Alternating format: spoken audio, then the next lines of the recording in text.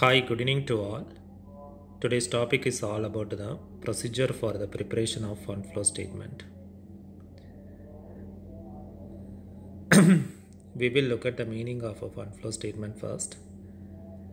It also known as the statement of changes in financial position is a financial statement that provides information about the sources and the uses of funds. Sometimes it's also called as application of funds during a specific period. It will help in the decision making process. Procedure for the preparation of fund flow statement. Step 1, gather financial information. Collect the necessary financial data, including the balance sheet, income statements, the cash flow statements, and any other relevant to the financial reports or the schedules. From these statements, we will collect the financial information to prepare the fund flow statement. Step 2, identify cash flow items. Focus on cash related items in the financial statements that impact the movement of funds. This may include the cash inflows and outflows from operating activities, investing activities, financing activities, and other relevant cash transactions. Through these activities, we will get the cash flow, whether it is the cash inflow or the cash outflow. Based on that, we will prepare the fund flow statement. Step 3, classify cash flows as the sources and the uses of funds. Analyze the cash flow items and categorize them as the sources or uses of funds. Identify cash inflows as the sources of funds and the cash outflows as the uses of funds. For example, cash received from customers would be considered as the sources of funds, while cash payments to suppliers would be classified as a use of funds.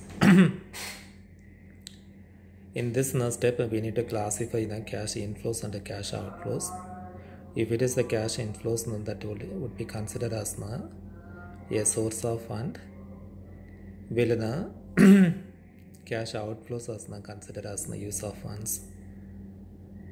For example, if you receive a cash from customer, then that would be considered as a source of funds. If you make any payments to suppliers, that time it will be considered as a use of funds. Step 4, determine net cash flow. Calculate the net cash flow by subtracting the total use of funds from the total sources of funds. This net cash flow represents the overall change in cash during the period. In this step, we need to calculate the net cash flow. For that, we need to subtract the total uses of funds from the total sources of funds. This net cash flow represents the overall change in cash during the particular period. Step 5, identify non-cash items.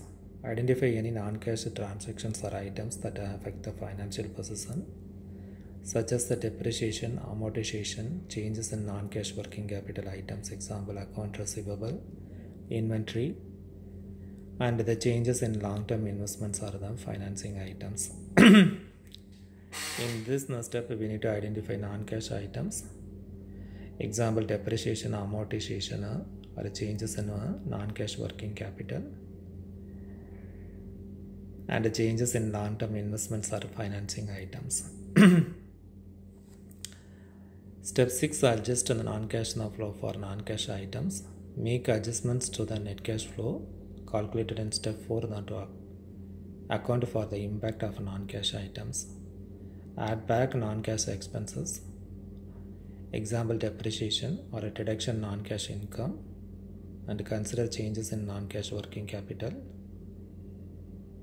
or other